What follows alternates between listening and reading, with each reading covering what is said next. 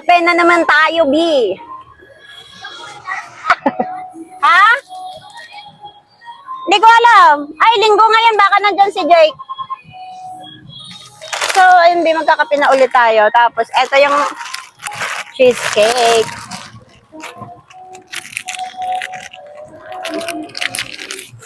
Kayo, mahilig din ba kayo neto? Sarap na ito, B. Minsan, pag minamadaling pagkain nito, bubulunan kayo. Gusto ko yung ganito lang, original na flavor. Ayoko nung parang may flavor.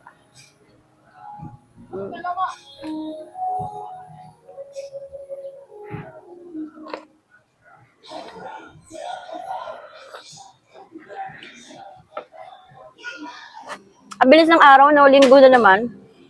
Yung tipong hindi mo papapansin, July na ngayon, next week, August na agad, B. Grabe, no? Ang bilis na itong tumanda. Napansin nyo ba yan? August na, birthday na naman.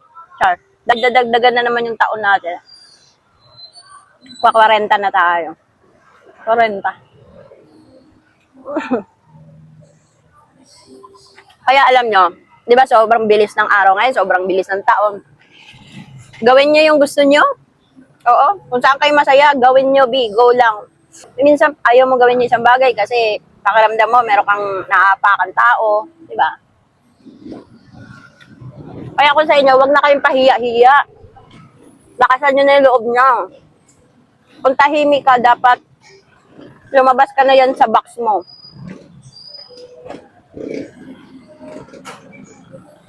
Lalong-lalo na ngayon, ang dami nang nangyari sa bansa natin, di ba?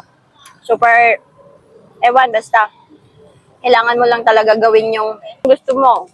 Gawin mo yung, alam mong tama. Di ba?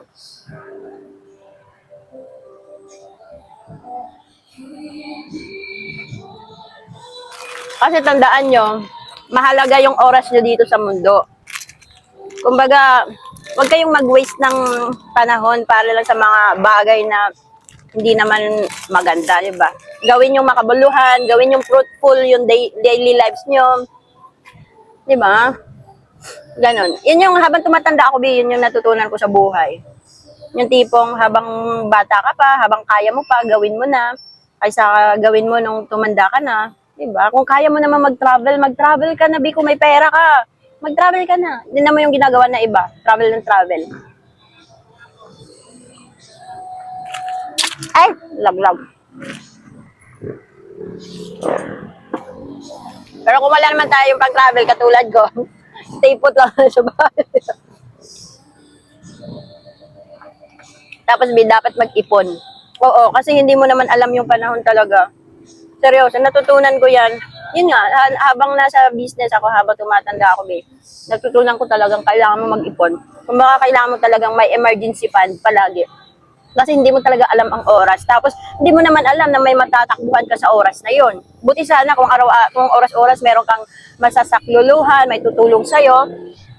Diba? Okay sa'yo. Good for you. Pero yung katulad ng iba dyan, katulad ko, wala din ako matatakbuhan. Kasi syempre, naintindihan ko rin yung mga kapatid ko na meron din silang iba-ibang responsibilidad sa buhay. Diba? So, tayo, dapat alam natin yung sarili natin, alagaan natin. Kumbaga, dapat meron tayong assurance sa sarili natin na kahit anong mangyari, kaya nating tumayo kahit mag-isa. Kaya importante talaga yung may savings ka, B. Seryoso. Kahit pa kunti-kunti mag-savings ka araw-araw. Tingnan mo, kung may problema, may mahuhugot ka sa account mo or saan mo inipon yung pera mo. Importante talaga yan. Basta palagi ka lang masaya, gawin mo lang yung gusto mo, gawin mo lang yung tama mo. Kasi tandaan nyo, walang rewind sa totoong buhay. O, di ba, nag-i-emote. Walang rewind sa totoong buhay, B. Kaya dapat kung ano yung tama, gawin mo. At kung ano yung gusto mo, gawin mo na ngayon. Kasi hindi mo na maibalik yung oras, B. Naman, nangyari sa bansa natin ngayon, ang daming nawawala, di ba? Bakit? Alam ba nila na mawawala sila noon? Hindi. Kahit sobrang bata pa nila, bilas lang nawala sa mundo. Kaya, habang ikaw, malakas ka pa, andito ka pa sa mundo, gawin mo na yung gusto mo. Magpapasaya sa'yo. Diba? Pahalagahan mo yung mga tao na nandyan palagi sa'yo. Ganun, lalo na yung mga pamilya mo. Kasi tumatanda tayo, hindi naman tayo bumabata. Yun lang, share ko lang. Ang dami ko nasabi habang nagkakape. 'Di ba? Kayo, ano ba yung pinakagusto nyong gawin sa buhay na hanggang ngayon hindi pa rin natutupad? I-comment nyo dyan sa comment section. Pag-usapan natin yan. Tapos na ako magkape. Thank you, Lord. Last bite. Saka isa pa, lagi kayong manghingi ng lagi kayong mag-thank you kay Lord kasi siya lang naman yung dahilan kung bakit andito ka pa sa mundo. Ako sa totoo lang, kahit hindi ako nagsisimba,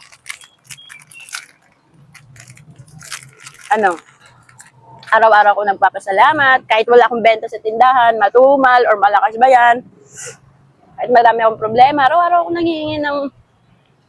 akong nagta-thank you. Promise.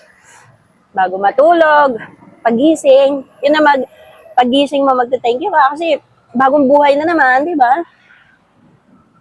Binigyan ka ng bagong buhay. Pagtulog naman, dahil magpapahinga ka na, yun. Thank you, Lord. Pag may pagkain ka, magpapasalamat ka dahil hindi lahat ng tao may pagkain na katulad ng kinakain mo. Pinapangarap lang nila yan, pero ikaw kinakain mo ngayon. Kaya huwag mo isipin na, nagdami mong problema. Huwag mo isipin na hirap ka na, pinarusahan ka ni Lord. Hindi, tandaan nyo, meron pang mas malala na problema compared sa'yo. Tandaan mo yan. Yung problema mo ngayon, mild lang yan compared sa iba. Okay? Chill lang. Tapos na tayo magkape. Sana meron kayong na-realize sa mga sinabi ko. Yun lang.